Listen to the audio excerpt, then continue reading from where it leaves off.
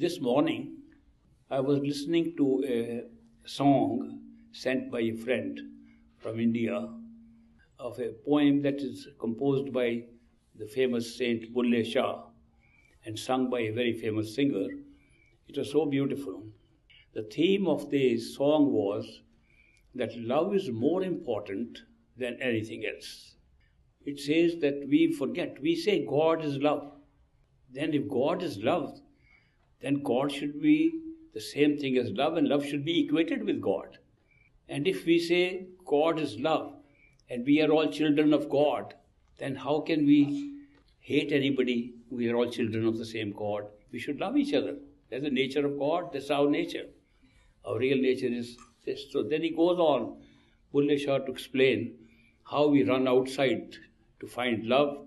We run outside to find spirituality. We find outside to find salvation. We go to temples, we go to mosques, we go to churches, we go all over, running all over and forgetting that God is inside, not outside at all. We waste so much time running outside and don't look at where our God is sitting. So he then says that by studying too much, we remain more outside. He even criticizes that we read scriptures. And by reading scriptures, we don't get a lesson that we should find the God inside, which the scriptures are telling us that God is inside. We think the reading of scriptures itself is going to give us salvation. It has never given salvation. So it's a beautiful song. He says, love is more important than meditation. Love is more important than salvation. Love is more important than God. Love has bewitched and love has intoxicated even prophets, even saints, even realized souls. So love is to be given the highest priority if we are spiritual beings. If we think we are on a spiritual path, then love should be given the highest priority. I entirely agree with Bulle Shah. I entirely agree with what he says. Because we have not experienced the power of love. We have not realized that love is the basis of all creation. That love is the creator. Love is God. We haven't realized it.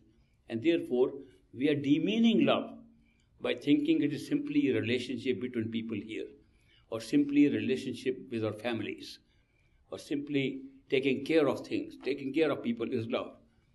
These are duties. In the Indian scriptures, they talk of karma and dharma, that we are here born because of our karma, because of our actions in previous lives. But we have a dharma, a duty, to carry out that karma. In order to fulfill our duty, we do all these things. Now these duties are inborn in us, to take care of our children, to be respectful, to love each other, to be part of a community, to do these things. They are all our dharma. That's our duties. And the duties, if we do properly, we are taking care of our karma. But to regard doing our duty as love, that high spiritual power that creates everything, that sustains our consciousness, that sustains our life here, is a mistake. We should do our duty. We should fulfill our dharma and take care of our karma. But it does not mean that we should consider this is love. If you want to experience love, experience it within yourself. If God is within you and God is love, you must experience it within yourself. It is not outside. Even when you say you have a feeling of love, not connected with any duty or any relationship, that you have a feeling of love for somebody, it's coming from inside, not from outside. That is why the source of love is inside us, not outside. And to be able to go within, it's not difficult. We have made it so difficult. After all, we are using our sense perceptions to look outside. Eyes to see outside, ears to hear things outside, hands and feet and smell, nose and all organs of the body to experience outside. Why can't we experience inside? When we have the great power of closing our eyes, withdrawing our attention, and going to investigate who are we inside the body, not outside. Why can't we just sit quietly as possible, make our mind as quiet as possible, or ignore the mind if it is too noisy, too chattery, and sit inside and watch the whole show. Watch what the mind is doing. Watch what our senses are doing. Watch what life is about, being created from inside. If we spend time inside, we'll find out who we are. And if we can find out who we are, we'll also find out who God is.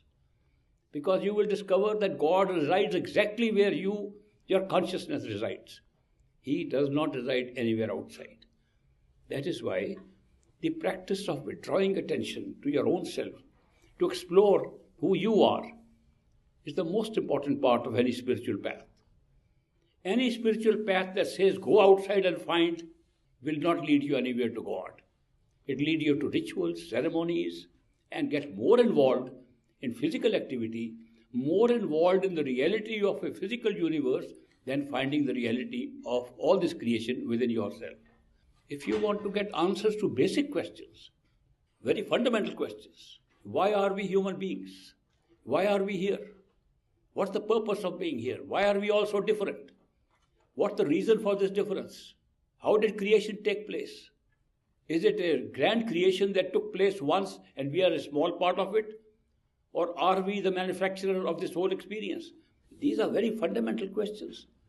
And answers to these questions all lie within ourselves, not outside. And that is why, if you want to tread on the spiritual path, if you want to be a true spiritual person, you should spend as much time as possible that you can devote taking out of your dharma, your duties in this world, to exploring yourself, exploring inwards.